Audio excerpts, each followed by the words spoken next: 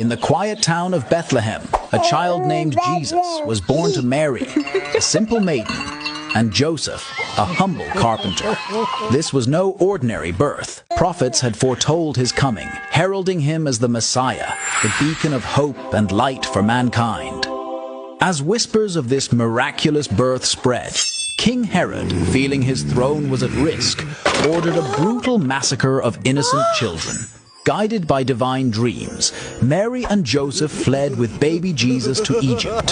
As a boy, Jesus already displayed an uncanny wisdom. At just 12, he debated scriptures with temple scholars, leaving them in awe. However, it was only at the age of 30 that he began his transformative public ministry. He chose 12 diverse disciples, from fishermen to tax collectors, to accompany him on a mission that would alter the course of history. The miracles he performed were astounding. He healed the sick, gave sight to the blind, turned water into wine, and even raised the dead, proving his divine power. His teachings, rooted in love, forgiveness, and faith, drew massive crowds. He spoke in parables, using simple stories to convey profound truths, making the divine relatable.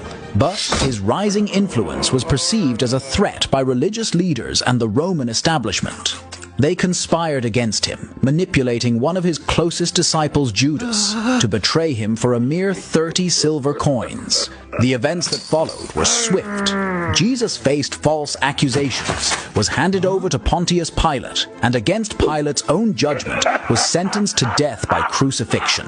On the cross, after enduring hours of pain and ridicule, Jesus uttered the poignant words, Father, forgive them.